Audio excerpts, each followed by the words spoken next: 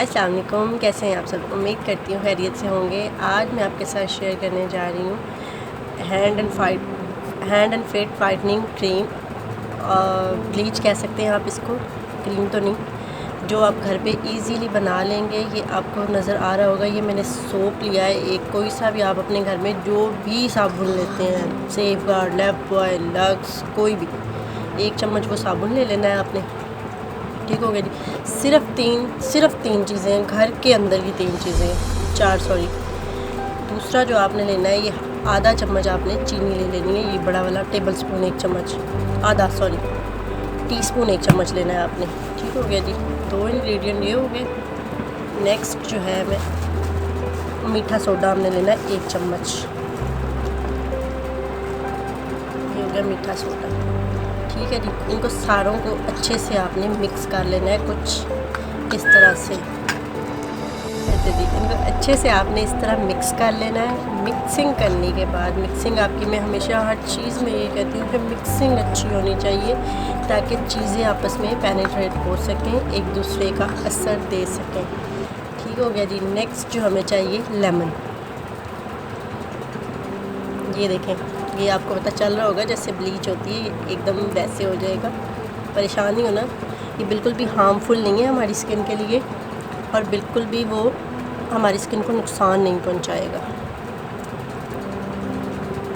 Lemon کے بیج نکال رہی ہوں میں، چلیے۔ بڑے سائز کا ایک لیمن لیا آپ نے، اور اس کو آپ نے اس میں مکس کر دیا ہے اگین،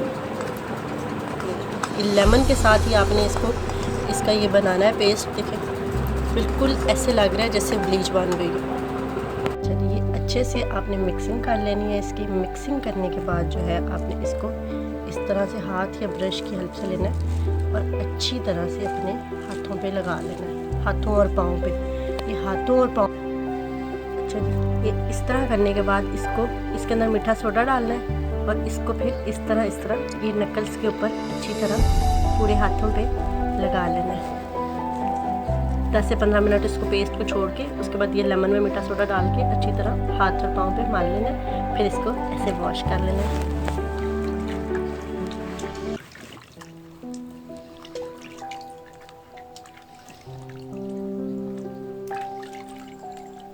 واش یا گرم پانی کر کے، تو گرم پانی میں بھی اس طرح ڈپ کر کے تھوڑی دیر رکھ کے، پھر اچھی طرح کسی برش کی ہیلپ سے اس کو واش کر کے، تو اس کے بعد موئسچرائزر لازمی لگانا ہے۔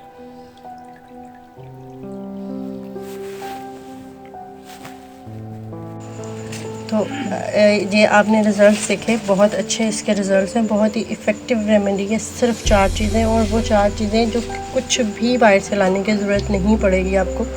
فرسٹ آپ نے لیا ہے سوپ، اس کو گریٹ کر لیا ہے۔ سیکنڈ آپ نے لیا چینی۔ تھرڈ آپ نے لیا بیکنگ سوڈا، ان کو اچھے سے مکس کر کے، پھر اس میں ایک پورا لیمن ڈالا ہے، لیمن ڈال کے اس کو مکسنگ کر کے، مکسنگ کرنے کے بعد آپ نے اس کو اپنے ہاتھوں اور پاؤں پہ اپلائی کر لینا ہے اچھی طرح۔ ہاتھوں اور پاؤں پہ رکھنے کے 10 سے 15 منٹ رکھنے کے بعد آپ نے اس کے اوپر لیمن کے اوپر تھوڑا سا میٹھا سوڈا ڈالنا ہے، جو آپ کے یہ نکلز ہوتے ہیں ان کے اوپر آپ نے اچھی طرح رب کرنا ہے 2 سے 3 منٹ۔ پھر اس کو تھوڑے سے ہلکے سے نیم گرم پانی کرنا ہے، نیم گرم پانی میں آپ نے بے شک تھوڑا لیمن ڈال کے، میٹھا سوڈا ڈال کے ہاتھ ڈپ کر کے رکھ لیں۔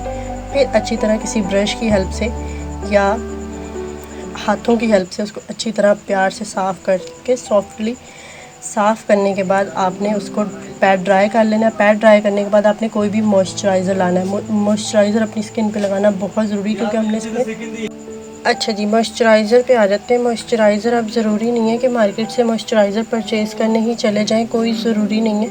آپ موئسچرائزر کسی بھی چیز سے موئسچرائز کر سکتے ہو۔ گھر پہ آپ کے پیٹرولیم جیلی ہے، اگر اس سے کر لیں، پیٹرولیم جیلی نہیں ہے، کوکونٹ آئل سے کر لیں۔ کوکونٹ آئل بھی نہیں ہے، کسی بھی لوشن سے، اولیو آئل سے۔